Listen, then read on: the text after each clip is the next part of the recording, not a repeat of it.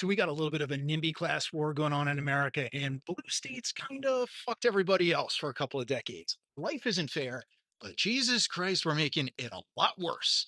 Now, in the sacred coastal enclaves of like California, Massachusetts, and New York, we've got this professional managerial class that isn't just winning, they're running a goddamn monopoly game where they own all the hotels, they keep changing all the rules. This is the zoning scam. Let's call this what it is: institutionalized hoarding of housing. Now, in blue states, city councils and neighborhood associations have weaponized zoning laws like a tactical nuke. Historical preservation and neighborhood character are just code for keep the poors out. When a teacher making like $65,000 can't afford to live within, say, an hour of the classroom, that's not a market inefficiency, it's economic apartheid going on. The math is absolutely brutal.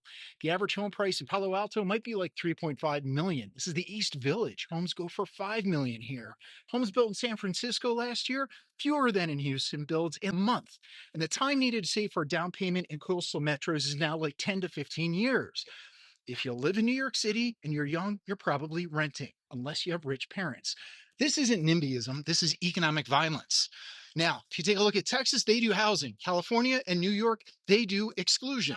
Meanwhile, Texas is out there building houses like they're going out of style. While Berkeley residents spent 18 months fighting a fourplex because of its shadow impact, Houston's permitted something like 34,000 new homes. New York celebrities block affordable retirement homes to protect their views in Nolita.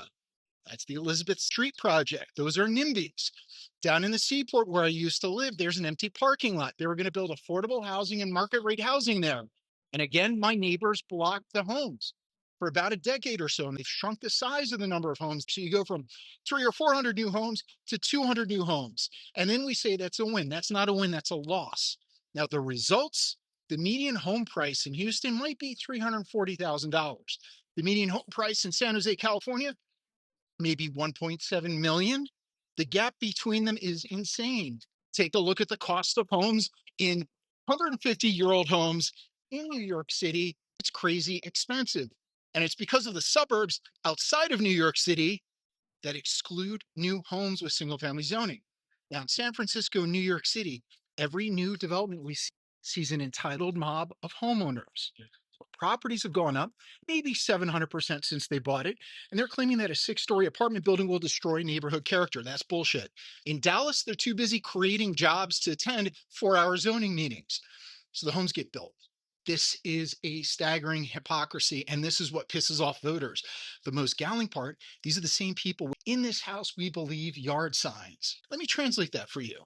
We believe in social justice, but not if it affects my property values, but not if it takes away my free car parking, but not if it allows somebody of lower income to live in my neighborhood.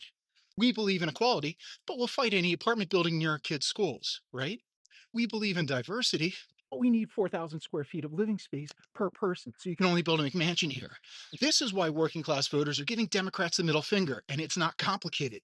They're tired of being lectured about privilege by people who inherited a craftsman bungalow that's now worth 2.2 million. They fight tooth and nail against any new housing. The numbers don't really lie here. California has the nation's highest poverty rate when adjusted for cost of living, the largest homeless population, the most severe housing shortage, and highest percentage of residents spending more than 50% of their income on housing. Should be like 20 or 25%, right? It's not progressive. It's feudalism with much better coffee. So this economic bloodbath, this is like economic apartheid.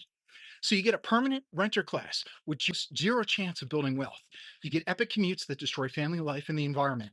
Essential workers get priced out of the communities that they're trying to work at and serve in. And young families end up moving to red states where they can afford more than, say, 900 square feet of housing. Now, a young family in Cupertino has like two options: rent forever or move to Nashville. That's not a housing market. That's a fucking like hostage situation. Now, solutions that don't happen, but should: nuke single family zoning, let people build triplexes, quadplexes, or something by right. State level overrides. Sorry, Berkeley, you don't get to veto housing for like an entire region. Vacancy taxes, maybe. Empty investment properties should pay their owners. Empty investment properties should cost their owners a fortune. And then end parking minimums. We're mandating parking spaces while people sleep in their cars. The least use market rate streetcar parking in New York City. So these consequences are coming. This housing catastrophe that we have created is the greatest wealth transfer in American history, from young to old, from renters to owners, from working class to professional class. When people can't afford to live where they work, don't be shocked when they vote for whoever promises to burn the system down. The professional class that created this mess, their bullshit, well, now they're facing the electoral consequences. So if you can't afford a home, you're not failing capitalism. Capitalism is basically failing you with NIMBYs.